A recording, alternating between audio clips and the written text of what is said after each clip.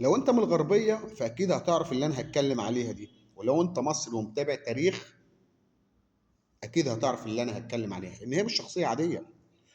في يوم 3 مارس سنة 1917 ميلاد الدكتورة سميرة موسى، أول عالمة ذرة مصرية وأول معيدة في كلية العلوم بجامعة فؤاد الأول جامعة القاهرة حاليا. اتولدت الدكتورة سميرة موسى في يوم 3 مارس سنة 1917 في قرية سنبس الكبرى بمركز زفتة بالغربية، وعرفت بنبغتها منذ الصغر، وحفظت القرآن الكريم في سن مبكر، كما حصلت على المركز الأول بين القرى والمدن في مدارس القاهرة التي انتقلت لها بعدها.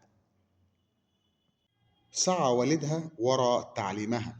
في عام 1932 قدمت سميرة موسى بتأليف كتاب في تسليط وتبسيط مادة الجبر لزملاتها أثناء دراستها في الصف الأول الثانوي، وأثبتت أنها حصلت على المركز الأول في شهادة البكالوريا آنذاك.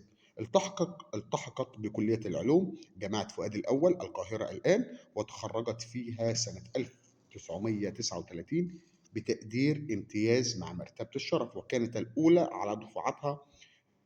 وفي الدفعة دي يتم تعيينها كمعيدة وأول معيدة.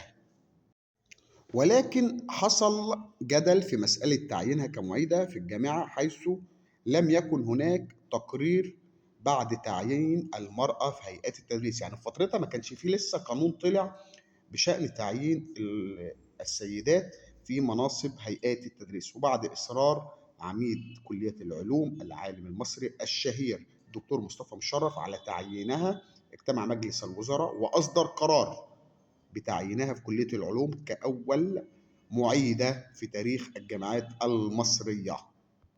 بعد ذلك حصلت على الماجستير من جامعة القاهرة بامتياز في موضوع التواصل الحراري للغازات. سافرت إلى بريطانيا في بعثة درست لمدة 3 سنوات، وحصلت على الدكتوراه في أقل من عامين في موضوع الإشعاع السينس وتأثيرها على المواد المختلفة، فكانت أول امرأة عربية تحصل على الدكتوراه.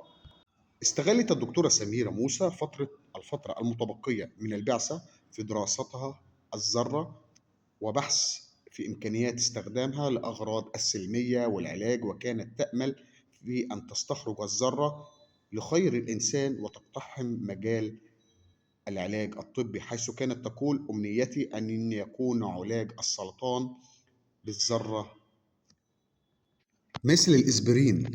الدكتورة سميرة موسى كانت عضو في الكثير من اللجان العلمية المتخصصة، على رأسها لجنة الطاقة والوقاية من الكنابل الذرية التي شكلتها وزارة الصحة المصرية. احنا النهاردة بنتكلم على ذكرى ميلاد عالمة الدكتورة سميرة موسى، أول عالمة ذرة مصرية. هنتكلم عن وفاتها فيما بعد.